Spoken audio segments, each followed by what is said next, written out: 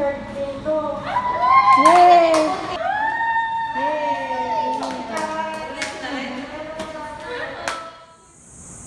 At ngayon, okay na ako. Magaling na. Ito, negative na ulit. Nakakalabas na ako. May fear ka ba or ano yung nararamdaman mo ngayon Ako, babalik ka na? nababalik na sa aming tahanan. Hindi ako natatakot.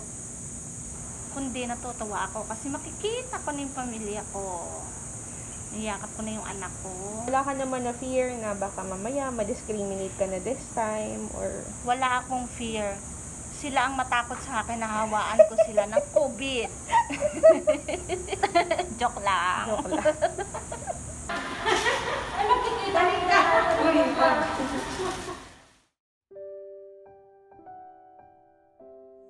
Tapos, nung nalaman nila na nag-positive nga ako sa COVID, yung mga kapitbahay namin, parang nilayuan yung pamilya ko.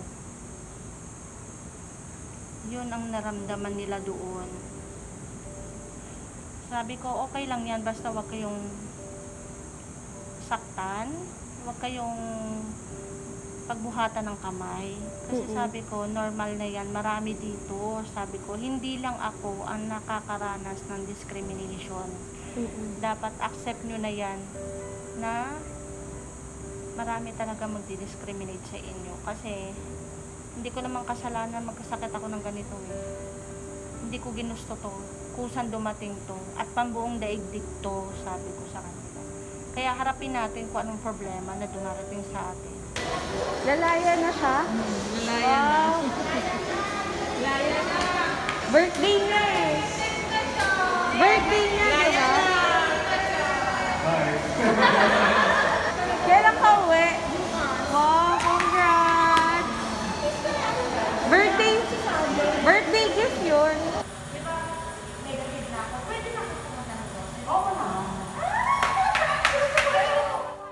Nagpunta na ako ng grocery.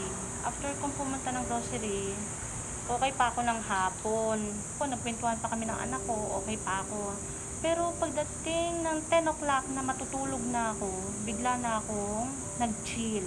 Naghanap na ako ng kumot na makapal. Kasi sobrang giniginaw talaga ako. Yung pala nilalagnat na ako. Vitamins po! Simula noon, na nakaramdam ako noon, nag-cover talaga ako ng kumot kasi hindi ko kaya yung lamig. Pero mainit naman ang panahon. Pero ako ginaw na ginaw talaga.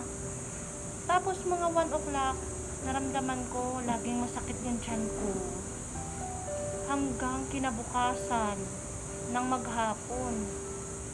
Sabi ko, hindi maganda itong pakiramdam ko.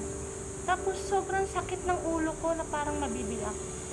Kaya yung manager ko nag-alala sa akin, mag-swab test daw ako. Di 21, nag-swab test ako. Tapos 22, nalaman kong result, nag-positive ako. Pero expected ko na mag-positive ako. Kasi naramdaman ko talaga yung symptoms ng COVID. Tapos yun, sabi ko, nag-relax lang ako sa bahay. Kasi sabi nila home quarantine muna ako. Pero sabi ko, ako pa yung nagalit sa kanila. Kasi sabi ko sa doktor, kung positive ako, ba't hindi niyo ako kinukuha dito sa bahay? Kasi ayoko makahawa sa pamilya ko. Sabi naman nila, naunawaan nila ako. Then, hintay-hintay lang kasi wala pa daw vacant. Tapos, kinabukasan ng 24, kinuha ako ng ambulance. Dinala na nila ako dito. Hindi ko pinaalam sa mga pamilya ko na, ay sa ate ko lang, sinabi ko na positive nga ako at kukunin ako dito. Pero sinabi ko na ako mismo magpapakuha para mailayo ko sarili ko sa inyo kasi ayoko mahawaan kayo. Oh, wow! Kaya thank you sir, sa inyong lahat. At saka syempre thank you sa Diyos na hindi niya ako pinabayaan dito. Huwag silang matakot. Baka makahawa daw.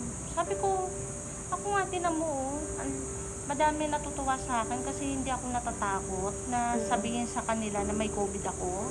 Mas proud pa nga daw ako kasi may COVID ako. Sabi ko, hindi naman sa proud. Actually, natutuwa din ako kasi nakapagpahinga talaga ako. The best talaga to sa akin. Kasi sa sobrang hirap sa trabaho, nakakapagod, nakaka-stress. Siguro ito na rin ang binigay ng Diyos sa akin, pagpapahinga. Itong nangyari sa atin, stress lang to. Una na tayo sa pahinga. Ang laking tulong Mm. sa kalusugan natin, hindi lang yung puro tayo trabaho. Mm. Kasi nakakapagod talaga magtrabaho. Saka lahat, utak natin, katawan natin, pagod na. Eh, siguro pinagpahinga tayo ng Diyos. Salamat po. At ngayon, okay na ako, magaling na. Ito, negative na ulit, nakakalabas na ako. Pero mamagbaon ka ha, kasi negative ka na. Baka Walang excitement. Uwi na ako sa pamilya ko. Makikita ko na yung beautiful daughter ko. Namiss ko na. Sobrang miss ko na siya. Makikita na rin kami. Ma'am, paano po yung pin to work niyo po ang mag-register nun? Barangay or LGU? So magkukumparan yung pa lang 40 days. Malungkot kasi hindi ko pa siya mayayakap. Kasi magkukumparan. talaga sundin yung 40 days. Opo. Pero ano ha, hindi mo gawin kasi pwede ka pa rin mag-gawin. Marami kasi kaming cases dito na nakalabas na, bumalik pa ulit. So pwede po ang infection na so i-report ka lang namin. Report ka na negative ka, forever ka lang mag-negative. Possible pa ng positive ka po. Bye-bye.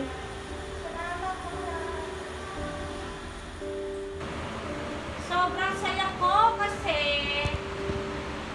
kahit bago lang kami nagkakilala ng mga kasamahan ko dito sa room by room, sobrang thankful ako kasi ang dami nilang regalo sa akin for 40th birthday ko.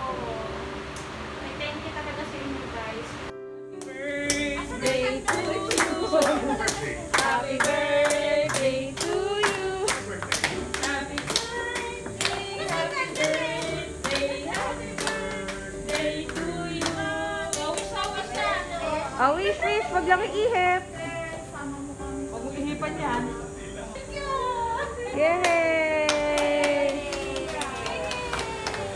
Happy birthday! God bless!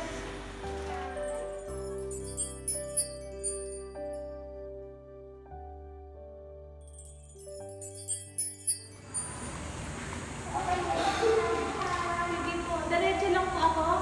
Nagano po kayo ng bakante. Hindi ko sure kung anong bakante. Parang bakante naman yung first. Dito first?